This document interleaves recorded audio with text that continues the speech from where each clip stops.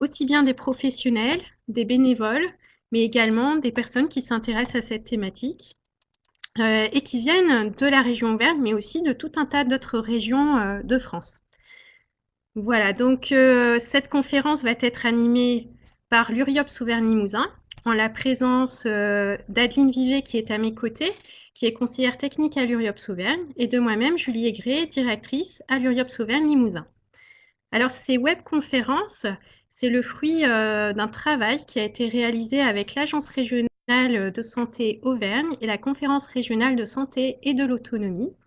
Il y a 3 séries de conférences, donc au mois de septembre. Les prochaines seront le 23 et le 30 septembre, aux mêmes horaires. Et cette heure que nous allons partager ensemble va nous permettre de parler des droits des usagers et de tout un tas d'autres sujets.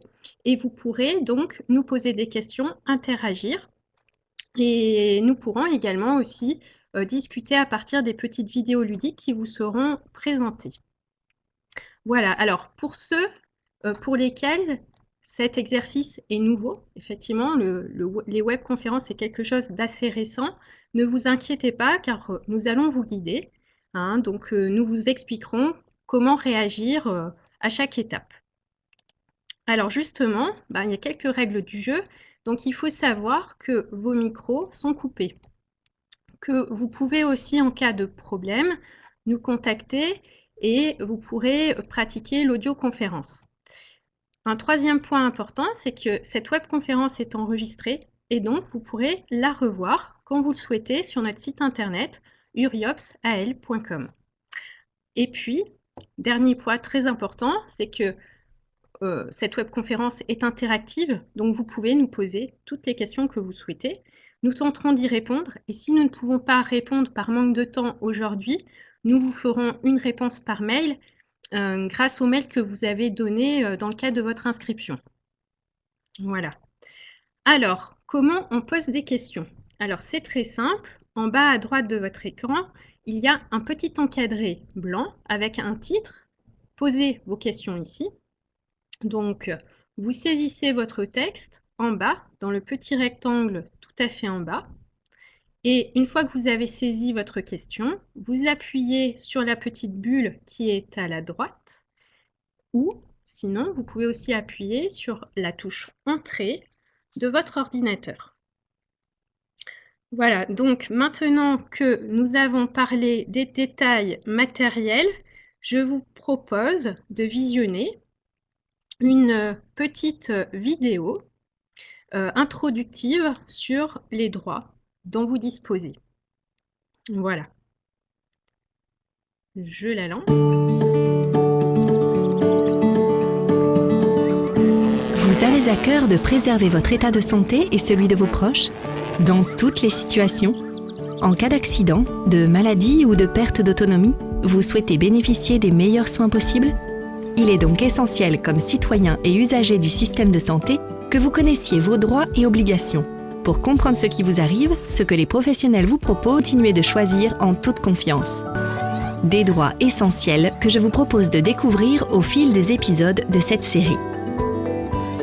D'ici là, n'oubliez pas, connaître vos droits, c'est aussi agir pour préserver votre santé.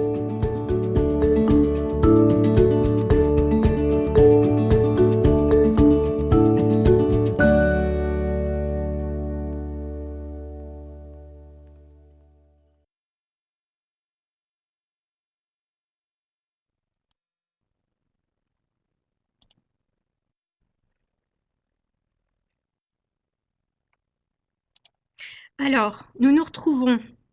Voilà, donc nous venons de voir cette vidéo introductive qui permet d'aborder la notion de droit des usagers en matière de santé. Mais peut-être que cette notion reste encore un peu floue pour vous. Et puis peut-être faites-vous partie des 70% de patients qui déclarent ne pas connaître leurs droits. Alors rassurez-vous, nous sommes là aujourd'hui pour en parler avec vous. Et donc, cette conférence va permettre d'aborder 2 thèmes. Tout d'abord, de vous apporter des éclairages sur vos droits, les droits dont vous disposez tout un chacun. Et deuxièmement, cela va nous permettre aussi de voir comment vous pouvez les exercer, notamment avec les représentants des usagers ou porte-parole. Alors, comme promis, arrêtons-nous quelques instants sur vos droits. Êtes-vous certain de connaître vos droits? Est-ce que vous vous êtes déjà interrogé sur les droits de l'un de vos proches hospitalisés ou sur les droits de l'un de vos parents, par exemple récemment entrés en maison de retraite? Cette webconférence est justement l'occasion de revenir sur ces notions importantes qui vont vous aider dans votre quotidien. Alors pourquoi parler de droits? Et comprenez-vous toujours le fonctionnement interne des organisations de santé, comme les hôpitaux, les maisons de retraite ou encore les cabinets médicaux? Vous avez certainement beaucoup de questions et des incompréhensions. Mais mieux connaître vos droits vous permettra d'être un patient responsable et beaucoup plus à l'aise dans un système de santé parfois bien complexe, il faut le reconnaître. Pour commencer à évoquer ces droits avec vous, nous allons vous raconter l'histoire de Monsieur et de Madame Martin. Alors, bien entendu, il s'agit là d'une histoire tout à fait réelle que nous allons vous exposer. Monsieur Martin est un usager du système de santé comme vous et moi. Il est âgé de 78 ans, il est marié et il est père de 3 enfants qui vivent actuellement loin du domicile familial. Monsieur Martin est quelqu'un de très dynamique. Il a toujours été très actif. Toutefois, sa polyarthrite ainsi que ses problèmes d'oreille l'ont amené récemment à diminuer un petit peu son activité. Mais Monsieur Martin met un point d'honneur à bien entretenir sa maison, située dans une toute petite ville auvergnate et dans laquelle il vit toujours.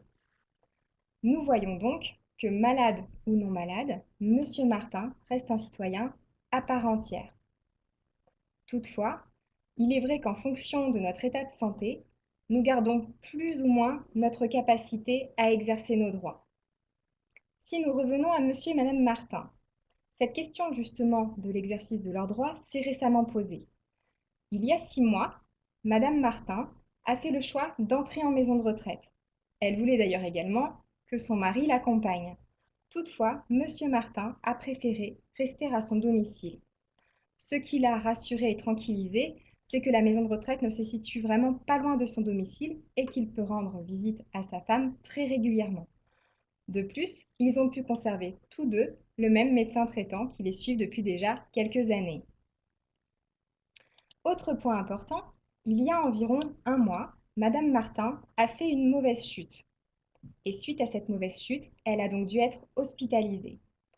Vous imaginez bien que Monsieur Martin était très inquiet de voir sa femme hospitalisée et d'autant plus qu'à ce jour, il estime ne pas avoir reçu toutes les informations. Étant très inquiet, il a décidé de solliciter le médecin pour avoir des renseignements complémentaires quant à l'état de santé de son épouse. Sur ce dernier point et sur cette dernière action de Monsieur Martin, nous souhaiterions avoir votre avis. Selon vous, Monsieur Martin a-t-il le droit de demander au médecin les informations médicales qui concernent sa femme suite à sa mauvaise chute? Vous avez donc un quiz qui apparaît sur votre écran. Donc je vous laisse répondre oui ou non, je vous laisse quelques petits instants et nous commenterons ensuite les résultats. Je vous laisse encore 5 petites secondes et après je clôture. Bon, je pense que tout le monde, ou presque, a répondu. Les derniers retardataires, attention. Voilà, donc j'ai clos le sondage et il apparaît très nettement que la majorité d'entre vous estime que M. Martin a tout à fait raison de demander au médecin tout un tas d'informations médicales concernant son épouse. Alors, je risque un petit peu de vous contredire, mais bon, c'est pas grave, en même temps, on est là pour apprendre. Alors, tout d'abord, bien entendu, Monsieur Martin a raison d'être inquiet et de vouloir quelques informations. C'est tout à fait légitime. Il a besoin d'être rassuré et qu'il aille voir le médecin pour cela, aucun problème. Toutefois, ce qu'il est important de noter, c'est que le médecin ne lui communiquera pas d'informations directement sans l'accord de son épouse. Mais la loi garantit, bien entendu, à Madame Martin le droit d'accéder à toutes les informations qui la concernent. Alors Julie, du coup, je vais te laisser un petit peu prendre la parole Oui. pour développer ce sujet. Voilà, donc il s'agit du droit à l'information et c'est le premier des droits que nous allons évoquer ensemble. Donc le droit à l'information, c'est un droit qui est assez complexe. C'est peut-être d'ailleurs pour ça que ça vous a induit en erreur. Il est complexe parce qu'en fait, les informations médicales sont des données qui sont personnelles. Donc ça veut dire qu'à ce titre, elles ne peuvent être communiquées qu'à la personne elle-même, c'est-à-dire à Madame Martin. Donc même si Monsieur Martin est inquiet et a besoin d'être rassuré, comme son épouse est actuellement en pleine possession de ses facultés intellectuelles, c'est-à-dire qu'elle peut recevoir une information, elle peut la comprendre, elle peut donc du coup autoriser ou pas son mari à accéder à ces informations. Et donc Madame Martin va rester l'interlocuteur privilégié des médecins. Donc du coup, je vous propose de faire un petit focus juridique très court. Tout d'abord, en 78, on a permis d'accéder à des informations, mais on va dire de type général, donc des documents administratifs, etc. Donc on pouvait, voilà, on pouvait bénéficier d'informations, mais c'était très large. Et il a fallu attendre 24 ans, donc c'est-à-dire les deux lois de 2002. La première loi de 2002 qui concerne les usagers du secteur social et médico-social, et la deuxième loi, sa sœur jumelle, qui était appelée la loi Kouchner, qui permet de diffuser également de l'information, mais cette fois-ci pour les patients. Donc il a fallu attendre 24 ans pour pouvoir justement avoir, je dirais, des règles de droit un petit peu plus précises sur le sujet. Malgré tout, la loi, certes, pose un cadre, mais après, elle est toujours sujette à interprétation et ajustement en fonction des situations. Voilà ce que nous pouvons donc dire par rapport à ce droit à l'information. Donc je vais, pour éclairer tout cela, je vois d'ailleurs que j'ai une question, donc c'est très bien. J'ai une question, donc on me demande si le médecin peut tout dire. Quelle est, donc en gros, si je résume, c'est quelle est l'étendue de l'information qui peut vous être donnée par votre médecin. Alors, par rapport à ça, c'est encadré par un article du Code de la santé publique qui précise donc il y a 6 cas d'informations qui peuvent être transmises par le médecin. Alors le premier cas, c'est que votre information, votre médecin va vous informer sur votre état de santé, sur votre traitement et puis sur les actions de prévention que vous pouvez suivre. Voilà, donc des choses assez basiques, je dirais. Il y a un deuxième cas, c'est qu'il va pouvoir vous informer sur les risques fréquents ou graves, normalement prévisibles des soins qui sont proposés. Voilà. Et ensuite, troisième cas, il va aussi vous informer sur des choses plus matérielles, c'est-à-dire les frais et les remboursements envisageables. Il doit vous informer, donc c'est le quatrième cas, si vous avez une transfusion sanguine et ça doit se faire par écrit. Il y a aussi une obligation qui est renforcée d'information quand vous pratiquez une opération chirurgicale, une chirurgie esthétique plus exactement. Et ensuite, le sixième cas d'information, c'est en cas de refus de soins. Alors, c'est-à-dire que vous refusez un traitement ou vous souhaitez arrêter un traitement. Et là, en fait, le médecin doit tout mettre en œuvre pour vous convaincre de la nécessité de vous soigner et des conséquences que cela peut avoir sur votre santé.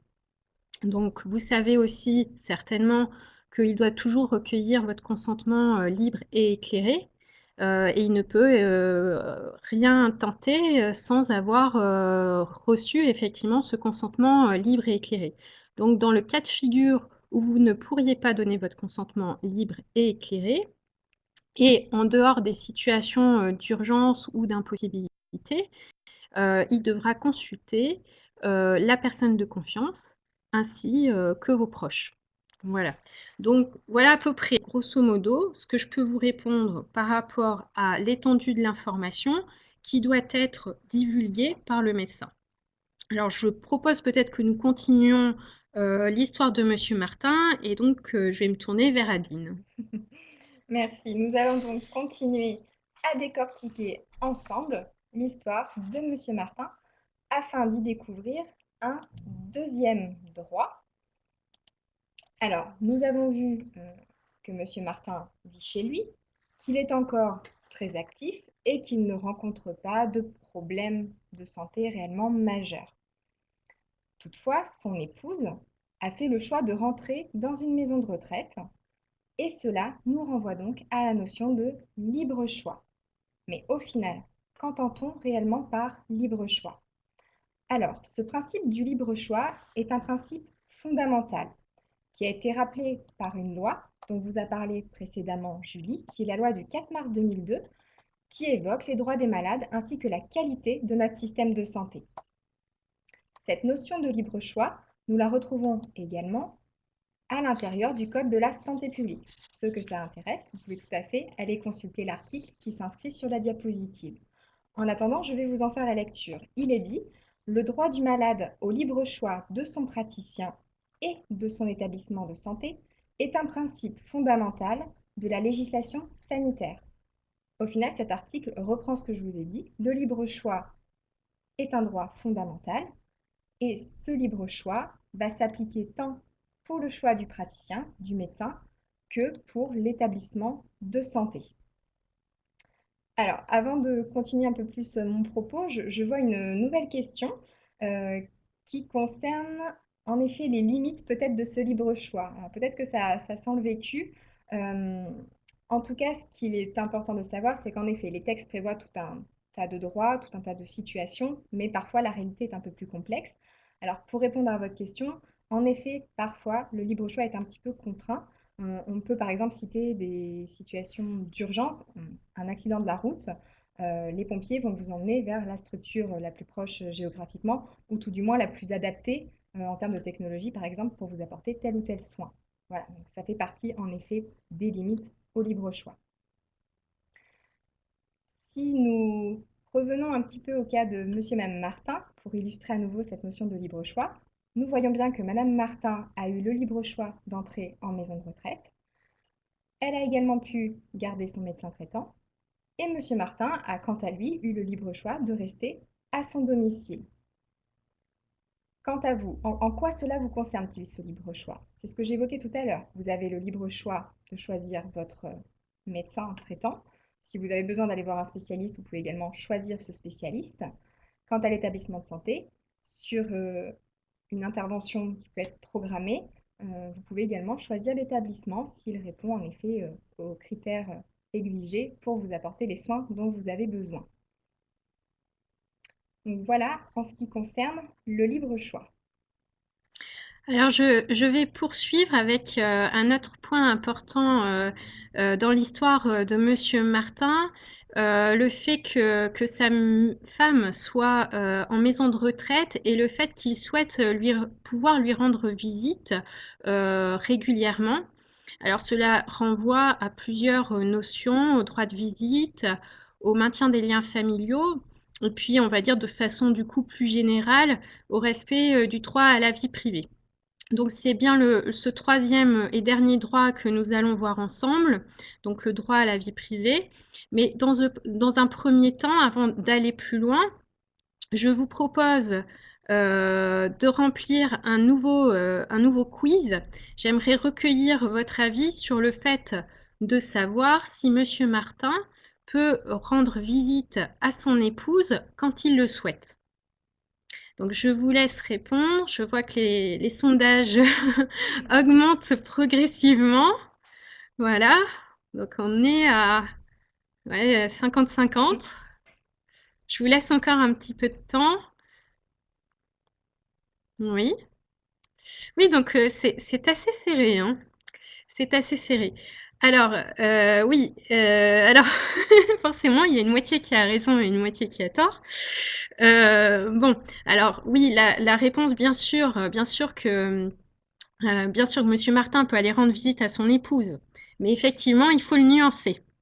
Il faut le nuancer, pourquoi? Parce que, sa femme, est libre de recevoir ou de refuser de recevoir en maison de retraite la visite de proches, de visiteurs et cetera. Voilà, donc c'est déjà le premier point. Donc il faut que sa femme soit d'accord pour voir son époux.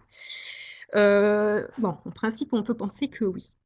Donc ensuite, la deuxième nuance que l'on peut apporter, c'est que, madame Martin, vit maintenant dans un lieu collectif et donc dans tout lieu collectif, il y a des règlements de fonctionnement, des consignes de sécurité et effectivement, l'établissement peut restreindre, bien sûr, en évitant, tout ce qui peut être abusif, mais peut restreindre, voilà, de façon mesurée, on va dire, l'accès à certains horaires, voilà, donc ça doit être très encadré. Donc voilà, c'est la deuxième nuance qu'on peut apporter, mais sinon effectivement, on encourage bien sûr, les visites puisque, sur le principe même du maintien des liens, familiaux et des liens amicaux. Voilà, donc c'est important de le rappeler. Après, il faut aussi que les visiteurs s'engagent aussi, je dirais, de leur côté à respecter, les horaires de repos et les horaires de soins, voilà, pour ne pas perturber le bon fonctionnement de l'établissement. Voilà ce que je peux vous dire par rapport à ce droit de visite. Alors, donc, nous venons de voir à travers l'exemple de Madame Martin que toute personne a droit au respect de sa vie privée. Il s'agit là d'un droit fondamental applicable tant à l'hôpital qu'en établissement médico-social. Mais qu'entend-on réellement par respect de la vie privée? Alors, ce droit au respect de la vie privée va protéger un certain nombre d'éléments. Tout d'abord, l'exercice de vos droits civiques, mais également respecter vos croyances religieuses ainsi que la liberté de culte. Autre droit important, le droit à l'autonomie. Ce n'est pas parce que vous rentrez en institution que vous devez complètement perdre en autonomie. Vous restez un être humain à part entière avec votre capacité à agir. Le respect de la vie privée va également induire une protection de l'intimité et du lieu de vie. Et enfin, il y a un droit à une vie personnelle et familiale qui nous renvoie directement au petit quiz que nous venons de vous soumettre. Alors je vois que cette notion de respect de la vie privée vous fait quelque peu réagir. J'ai en effet évoqué la notion de droit civique et on me demande quelques précisions, notamment un exemple. Qu'est-ce que je veux dire par là? Alors, lorsque vous êtes à l'hôpital ou en maison de retraite, il peut être compliqué d'aller voter, par exemple. Euh, mais ce n'est pas parce que vous êtes à l'hôpital ou en maison de retraite que vous ne pouvez plus voter. Les choses peuvent être peut-être un peu plus complexes, mais ça n'enlève en rien ce droit. Ce qu'il est important de savoir, c'est que certaines structures en période d'élection organisent les choses pour que les personnes puissent être accompagnées jusqu'au bureau de vote. D'autres structures font les démarches pour avoir un bureau de vote directement au sein de leurs locaux. Et si jamais vous ne pouvez pas vous rendre dans ce bureau de vote ou que ce bureau de vote ne vient pas à vous, vous pouvez toujours prendre l'option de faire une procuration à une personne en qui vous avez entièrement confiance et qui pourra du coup exercer ce droit en votre nom. Je vois également apparaître, en même temps que je vous parle, une autre question, alors là qui renvoie peut-être à quelque chose d'un petit peu antérieur, mais c'est pas grave, je vais quand même prendre le temps d'y répondre. Ça concerne a-t-on le droit de choisir son traitement? Alors ça renvoie peut-être un peu plus à la notion de libre choix que j'évoquais précédemment. Alors la réponse est non. C'est le médecin en fait qui va décider du traitement le plus approprié, tout simplement parce que c'est lui déjà d'une qui possède les connaissances nécessaires pour trouver le traitement le plus approprié à vos besoins et à votre état de santé, éventuellement vos antécédents. On parle là en fait de liberté thérapeutique du médecin. Voilà, donc c'est une notion très importante. Après, bien évidemment, vous pouvez avoir des inquiétudes, des questions, et le médecin sera là pour y répondre et vous rassurer. Voilà en ce qui concerne les questions. Alors, les droits que nous vous avons présentés, vous pourrez les retrouver dans les chartes qui sont remises lors de l'admission, soit en hôpital, soit dans un établissement social et médico-social. Donc, elles peuvent porter des noms différents, charte du patient hospitalisé, charte des droits et libertés de la personne accueillie. Il existe aussi la charte des personnes âgées. Voilà, donc elles sont multiples, mais elles reprennent bien l'ensemble de ces droits et pourront peut-être voilà, vous apporter quelques réponses à vos questions. Alors donc, notez bien que Madame Martin peut agir seule pour faire reconnaître ses droits ou se faire entourer par des personnes expertes. Et du coup, c'est l'objet de notre deuxième partie de la webconférence. Donc, nous allons parler ensemble des missions des représentants des usagers.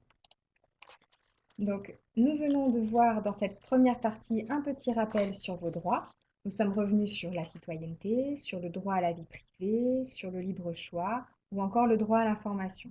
Passons donc maintenant à la seconde partie de cette webconférence avec les personnes ou associations qui peuvent être vos porte-parole au sein des hôpitaux, des maisons de retraite ou toute autre structure médico-sociale accueillant par exemple des personnes handicapées. Rappelez-vous de monsieur et madame Martin. Madame Martin était entrée à l'hôpital suite à une mauvaise chute. Imaginons que son état de santé se soit quelque peu dégradé et qu'elle veuille avoir des réponses suite à ces nouveaux éléments. Elle va donc vouloir faire connaître ses droits. Elle peut le faire seule ou alors elle peut très bien demander à être accompagnée, représentée dans ses démarches. Et c'est justement ce point que nous allons développer ensemble.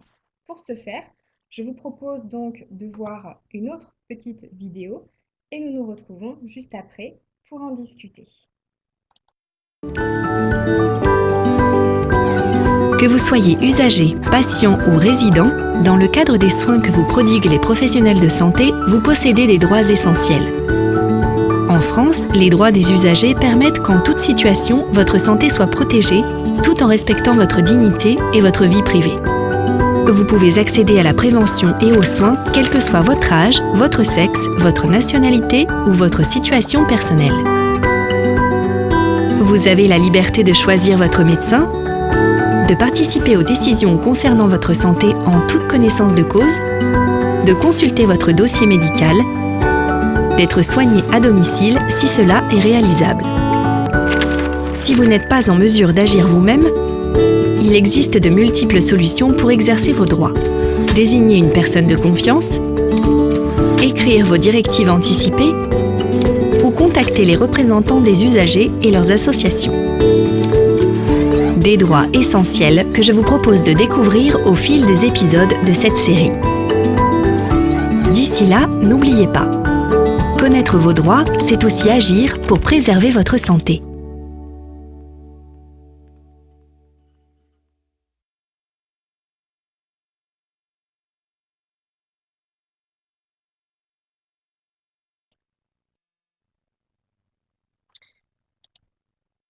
Voilà, donc nous nous retrouvons après cette courte vidéo. Voilà, j'espère que cela vous aura aidé à y voir plus clair sur la notion donc de représentant d'usagers ou de porte-parole qui peuvent vous représenter. Donc, ce sont des personnes qui peuvent vous représenter quand vous allez à l'hôpital ou quand vous rentrez dans un établissement social ou médico-social. Ces porte-paroles qui ont été cités dans cette vidéo, donc c'était essentiellement les représentants de la commission des relations avec les usagers et de la qualité de la prise en charge, également les représentants qui siègent au sein du Conseil de la vie sociale et enfin ceux qui sont membres d'associations agréées. Donc, je vous propose, avant d'aller plus loin dans les différentes explications, puisqu'on va revenir sur ces notions-là et on va vous expliquer quels sont les rôles et les missions de ces différentes instances, je vous propose de réaliser un nouveau quiz. Donc, selon vous, quelles sont les missions de ces porte-paroles, donc présents aussi bien dans les établissements de santé que dans les établissements sociaux et médico-sociaux? Alors, nous vous laissons dans quelques instants pour répondre et après, nous pourrons commenter ces résultats. Nous voyons que les chiffres s'affolent un peu. Encore quelques instants.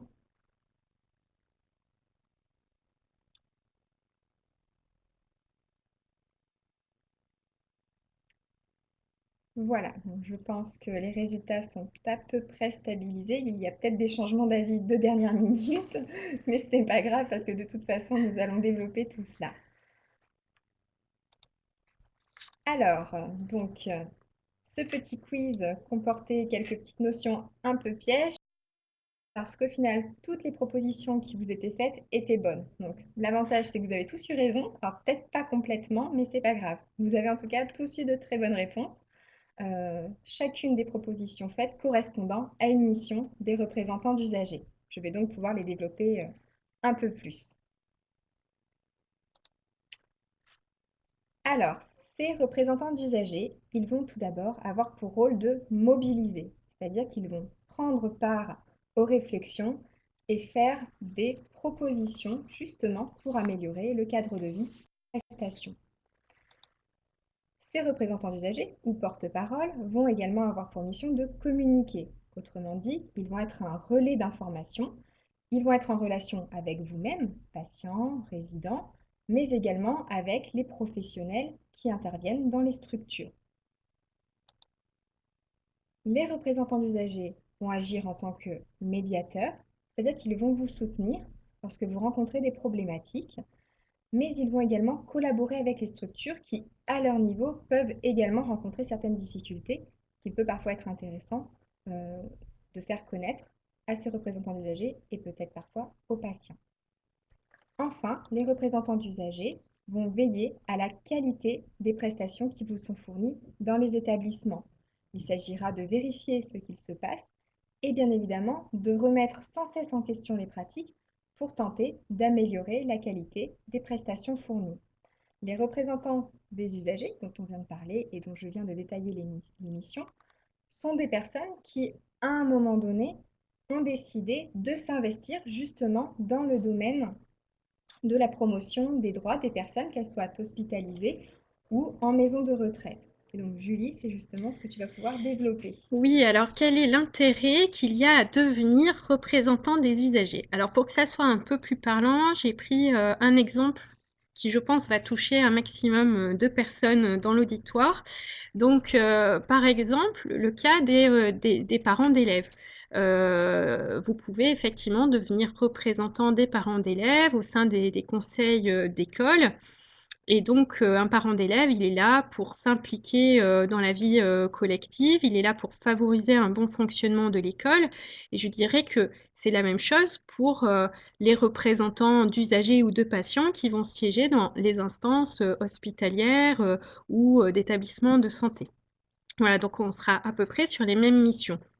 Donc, quelques exemples, parce que très souvent, en fait, les questions qui reviennent, c'est des questions qui peuvent être très simples, comme la qualité des repas, les choix des aliments, etc. Ça, c'est des questions qu'on retrouve très fréquemment, mais ça peut être aussi des problématiques plus lourdes ou des difficultés qui sont rencontrées. Et donc, ça permet voilà, de faire remonter un certain nombre de besoins et de tenter d'y répondre du mieux que l'on peut. Voilà. Alors, ce qu'il est important aussi de souligner, c'est que les représentants d'usagers s'engagent pour défendre un intérêt collectif et non pas un intérêt personnel. Ça, c'est quand même important de le rappeler. Donc, il existe plusieurs instances.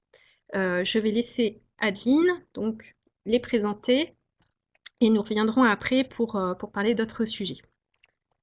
Alors, donc, merci Julie. En effet, nous allons évoquer les instances dans lesquelles siègent ces fameux représentants d'usagers dont nous vous parlons. Alors, il est important de distinguer à la fois les hôpitaux et les établissements médico-sociaux. Au sein des hôpitaux, vous allez retrouver ce que l'on appelle les commissions des relations avec les usagers et de la qualité de la prise en charge, que l'on appelle également CRUC. Au sein de ces CRUC, nous allons retrouver les représentants d'usagers que vous pouvez solliciter en cas de problème ou pour avoir éventuellement des compléments d'information. Au sein des établissements médico-sociaux, on va retrouver comme instance le Conseil de la vie sociale ou CVS.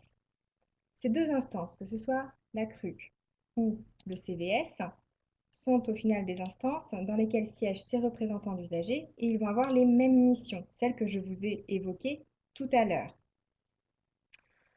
Toutefois, on peut aisément comprendre qu'entre un hôpital avec beaucoup de lits et une petite maison de retraite, par exemple, avec environ 40 lits, les enjeux vont être différents et peut-être que les modalités de consultation pourront légèrement varier.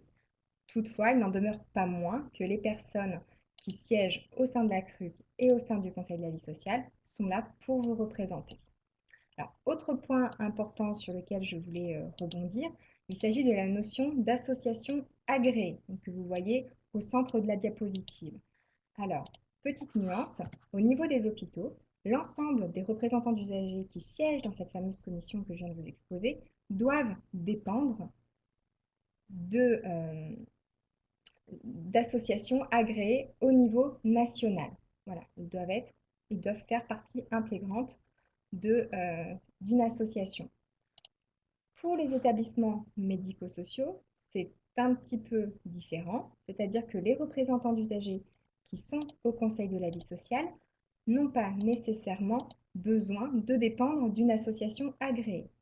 Toutefois, l'association agréée pourra intervenir à la demande du Conseil de la vie sociale pour apporter un éclairage, avoir un regard peut-être extérieur et donc permettre de résoudre d'éventuels problèmes. Donc, au sein de ces organes, la commission des relations dans les hôpitaux, le Conseil de la vie sociale dans les structures médico-sociales, vous retrouvez vos représentants, vos porte-paroles que vous pouvez solliciter en cas de besoin. Alors, on a reçu une question. Cette question, c'est: j'ai entendu parler de la personne qualifiée. Est-ce la même chose? Alors, je dirais que c'est un dispositif qui est complémentaire.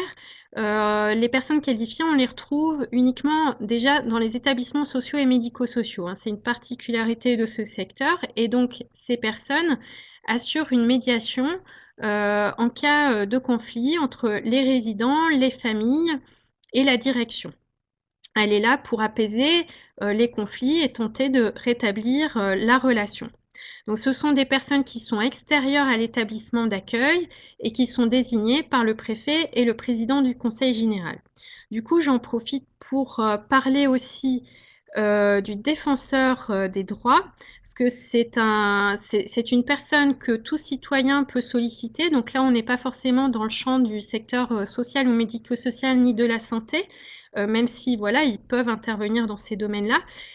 Ces défenseurs, en fait, ils peuvent intervenir dans tous les cas de discrimination, de difficultés de relation avec le service public ou aussi de respect des droits des enfants. Alors, le défenseur des droits, ce qui est important de dire, c'est qu'il est indépendant et qu'il intervient de façon confidentielle. Donc, après avoir pris connaissance de votre situation, il a un rôle d'information sur vos droits. Il va aussi avoir un rôle de médiateur et puis il pourra aussi vous orienter vers les structures adéquates. Vous pourrez les retrouver dans des permanences de proximité, c'est-à-dire qu'on les retrouve très fréquemment dans les préfectures, les sous-préfectures. Ça peut être aussi dans les maisons de justice, dans les locaux municipaux, les points d'accès aux droits, les établissements pénitentiaires. En tous les cas, si cela vous intéresse, vous pouvez retrouver leurs coordonnées sur Internet. Vous verrez, il en existe dans chaque département. Il y a un autre point qu'on n'a pas signalé jusqu'à présent, mais qui est aussi assez important, c'est que les représentants d'usagers agissent tous de façon bénévole et gratuite. Alors, nous voyons que beaucoup de personnes sont intéressées justement par l'émission des représentants d'usagers. Et donc, je vais me permettre de répondre à quelques questions que j'ai vues apparaître. Alors, on nous demande notamment comment contacter les représentants d'usagers. Euh, alors, ce qu'il faut savoir, c'est que la liste de ces représentants d'usagers est affichée au sein des établissements. Voilà, donc, vous pouvez, au niveau de cet affichage, retrouver les coordonnées des personnes. De plus, lorsque vous entrez à l'hôpital ou en maison de retraite, dans une institution, on vous remet un certain nombre de documents dans lesquels doivent figurer justement les contacts des représentants d'usagers. Toutefois, si vous êtes un petit peu perdu, ce qui peut arriver, n'hésitez surtout pas à aller auprès de l'accueil de l'établissement dans lequel vous êtes et de demander au personnel en place voilà, quels sont les représentants d'usagers et comment les contacter. Et bien entendu, ils vous fourniront leurs coordonnées et les modalités. Il y a également une autre question qui est apparue.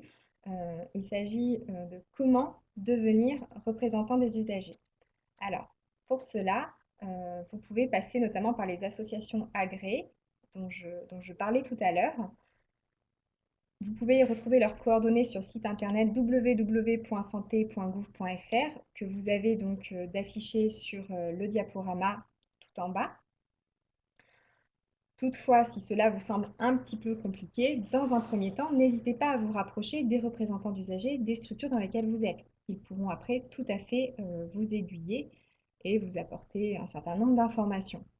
Autre point important du coup que je voulais vous apporter, c'est un document que vous pouvez consulter et qui vous apportera certainement beaucoup d'éclairage. Il s'agit d'un guide qui a été publié par le CIS. Le CIS, c'est le collectif interassociatif sur la santé. Vous avez également le lien internet en bas de la diapositive et dans la rubrique publication documentation, vous retrouverez ce petit guide qui vous permettra d'avoir énormément d'informations.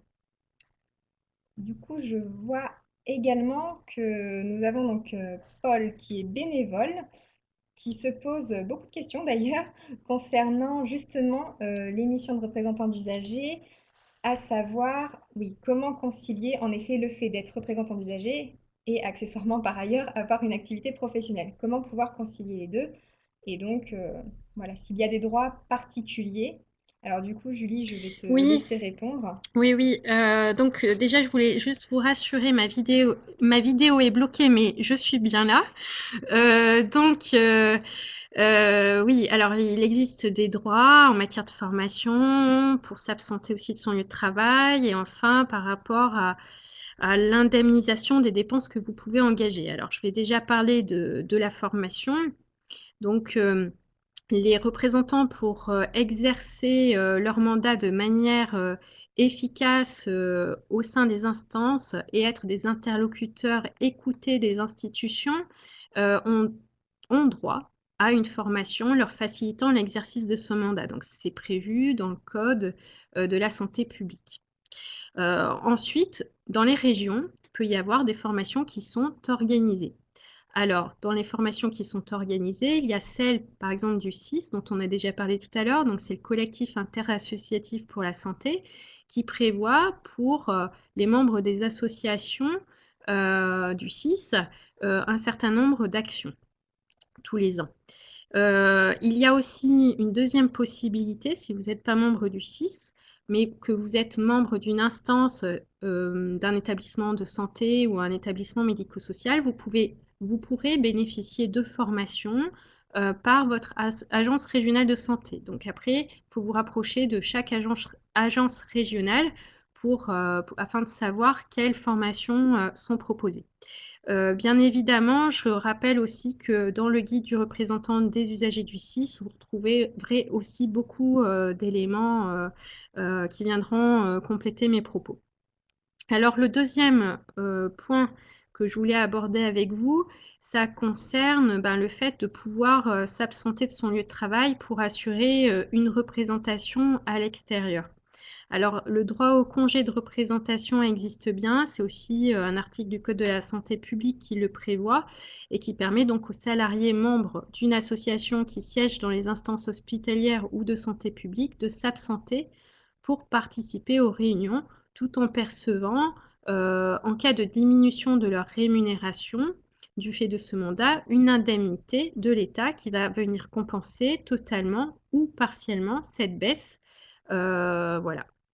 Il y a aussi un deuxième point important, c'est que vous disposez d'un crédit temps de 9 jours ouvrables par an, temps des trajets inclus. Alors, la dernière question concernait la possibilité d'être indemnisé. Alors, le droit au défraiement existe Les représentants des usagers peuvent demander une prise en charge des frais de déplacement occasionnés par l'exercice de leur mandat. Alors là, c'est pareil, il y a plusieurs textes qui prévoient le fonctionnement et le remboursement des frais et ça va dépendre de votre statut. Donc après, on pourra mettre les informations en ligne. Ça va dépendre si vous êtes personnel civil de l'État, si vous êtes fonctionnaire, agent relevant de la fonction publique et hospitalière, etc. Donc tout ça, c'est très, très cadré. Donc vous voyez quand même malgré tout que, il y a quand même pas mal de dispositifs qui sont favorables à l'exercice de la représentation. Donc après, reste à vous, de vous en saisir si vous vous sentez, l'âme de porte-parole. Alors donc, on a répondu à quelques questions, mais nous voyons que vous êtes très nombreux à avoir posé des questions et nous ne pouvons hélas pas toutes les traiter, ce soir au cours de cette webconférence, l'heure avançant. Mais ne vous inquiétez pas, nous vous ferons bien entendu un retour par mail. Et pour ceux qui auraient été peut-être trop timides ou qui n'auraient pas osé poser leurs questions en direct, n'hésitez pas à le faire de façon différée, là encore via notre adresse mail que nous allons vous donner tout à la fin de cette webconférence. Alors, pour conclure cette webconférence, nous vous proposons de voir une petite vidéo de synthèse qui revient sur... alors, petite vidéo de synthèse, oui, donc qui devait revenir sur les droits, mais que je n'ai pas. Donc du coup, écoutez, ce n'est pas grave, vous pourrez la consulter sur notre site internet puisqu'elle sera mise en ligne. Donc ça sera, je dirais, une synthèse et un récapitulatif de tout ce que nous venons de nous dire.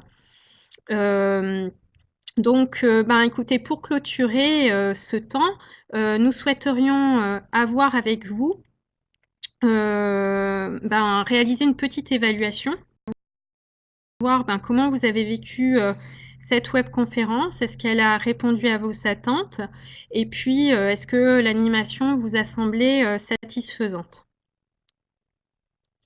Voilà, donc je vous laisse répondre. Il y en a encore quelques-uns qui n'ont peut-être pas répondu. Après, c'est vrai qu'il oui, il y a 2 questions aussi. Donc, on vous laisse prendre le temps. Bon, apparemment, c'est assez encourageant pour la suite. Voilà, donc voilà. Donc, écoutez, c'est encourageant pour la suite, donc puisque nous espérons vous retrouver par la suite dans le cadre des 2 prochaines webconférences qui auront lieu au mois de septembre. Je vais laisser la parole à Adeline qui va justement vous parler de nos prochaines rencontres. Alors donc, en effet, nous voici donc à la fin de cette première webconférence d'une série, étant donné que n'oubliez pas qu'il y a 2 prochaines dates, à savoir le 23 septembre et le 30 septembre, avec les thématiques qui s'affichent sur vos écrans. Si vous n'êtes pas encore inscrit, n'hésitez surtout pas à le faire via l'adresse qui est également sur la diapositive que vous voyez devant vous. Nous espérons en tout cas que ce temps d'information vous a apporté les éclairages nécessaires sur vos droits en tant qu'usager du système de santé. Et puis, comme je le disais précédemment, n'hésitez pas à nous contacter par mail pour toute information. Donc, c'est le mail qui est affiché en bas de la diapositive. Vous pourrez également retrouver des informations sur des sites internet, comme celui par exemple de l'Agence régionale de santé Auvergne, ou encore sur celui du SIS dont nous parlions tout à l'heure. Et pour ceux qui nous auraient posé des questions et pour lesquels nous n'avons pas pu répondre ce soir, ne vous inquiétez pas, nous ne manquerons pas de vous faire un petit retour par mail, vos adresses mail que nous avons grâce à vos inscriptions. Nous vous souhaitons donc, Adeline et moi-même, une excellente fin de journée et nous vous remercions de nous avoir suivis tout au long de cette webconférence et nous vous attendons donc tous la semaine prochaine avec grand plaisir. À bientôt. À bientôt.